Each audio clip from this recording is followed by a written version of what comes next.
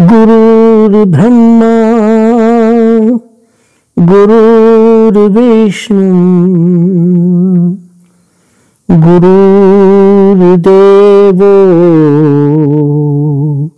महेश्वरः गुरुर्साक्षात्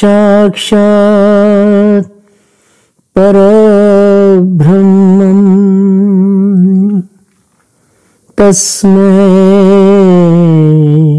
श्री गुरुवे नमः।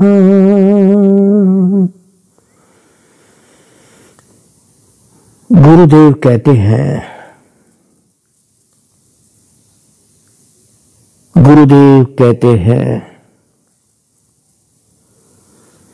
बराबर समझना कि शरणागति का शाब्दिक अर्थ जो भी हो, परंतु उसका ठोस प्रत्यक्ष स्वरूप तो एक ही है और वो है सम्यक त्याग और भगवान का ही सम्यक अनुराग। ये बात समझ में आ जाए और फिर साध्य हो जाए तो काम बन जाए। भगवद अनुराग की एकाग्र स्थिरता का अभ्यास ही सही योग और साधना है। भगवद अनुराग की एकाग्र स्थिरता का अभ्यास वही सही योग है और साधन है। जब तक ऐसा अनुराग आविर्भाव नहीं होता है, तब तक चित्त तत्व ध्येय के लिए ही द्रवित नहीं होता है। तब तक चित्त तत्व ध्येय के लिए ही द्रवित नहीं होता है, अपितु लौकिक पदार्थों के लिए ही द्रवित होता रहता है।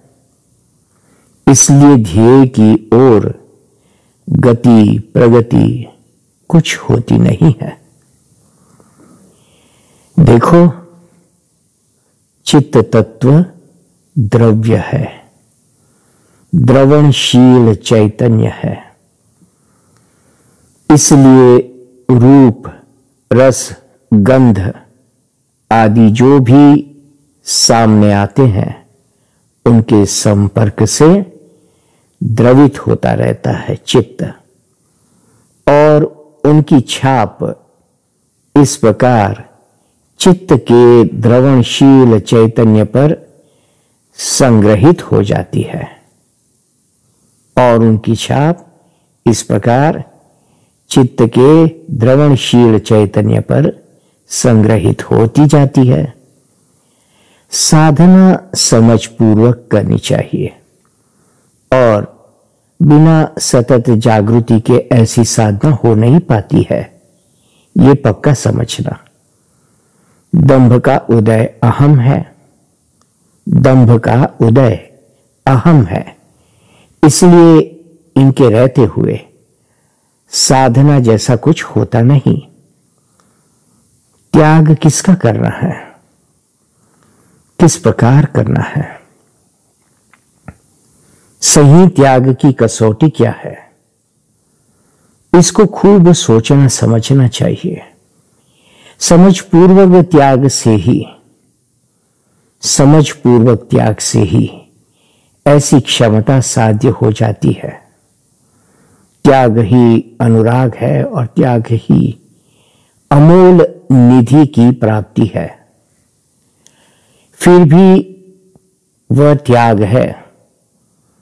देखो, त्याग से वैराग्य और वैराग्य से अनुराग।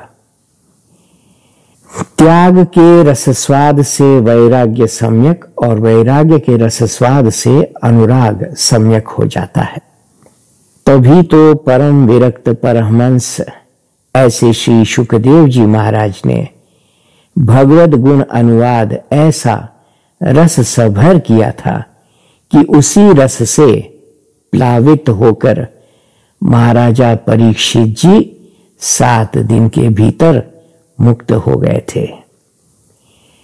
सा परानुरक्तितरीश्वरे सात्वस्मिन् परम प्रेम रूपा। ये भक्ति ही आध्यात्मिक दिव्य रसायन है। इस रस से अजर और अमर हुआ जाता है। यही अमृत है। और भी बात सुनो। एक बात और है, ज्ञान और कर्म दो ही रहे तो शुष्कता और अहम को लेकर परस्पर में झगड़ा होवे। निसंग निर्गुण कौन है? और फिर कर्म करे कौन? बड़ा कौन और छोटा कौन? आधार कौन और आधेय कौन? कारण कौन और कार्य कौन? तो ज्ञान कर्म लड़े नहीं, इसलिए दोनों के बीच बहुजन हितायः वात्सल्यमयी जगत जननी भक्ति महारानी विराजमान हुई है। ज्ञान मार्ग लो तब भी भक्तिमान बनकर सत्कर्मेषु क्रियाशील होना पड़ेगा। कर्म मार्ग लो तब भी भक्तिमान बनकर अर्थात अनासक्त होकर ज्ञानी होना पड़ेगा। स्थूल से क्रमशः सूक्ष्म में पहुंचो या सूक्ष्म से क्रमशः स्थूल विश्वरूप को मिलना पड़ेगा। बिना भक्ति के दोनों निष्फल होते हैं और भक्ति सुस्वतंत्र सम्यक परिपूर्ण है। सो स्वतंत्र अवलंबन न आन ते ही आधीन ज्ञान विज्ञान जे ज्ञान मान विमत्त तव भवहरणी भक्ति न आदरी। जे ज्ञान मान विमत्त तव भवहरणी भक्ति न आदरी।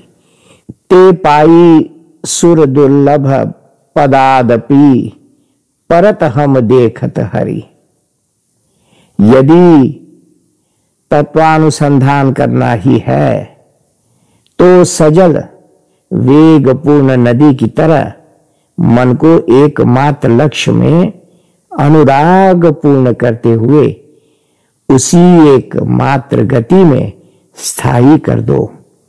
रघुपति भगति करत कठिनाई कहत सुगम करनी अपार जाने सोई जेहि बनी आई।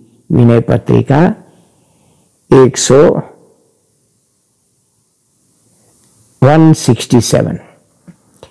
कहने को अति सरल मृदु ज्ञान भक्ति और कर्म, साधन में कटु कठिन है बना भूल जनी भरम। जय सिया राम, जय सद्गुरुदेव।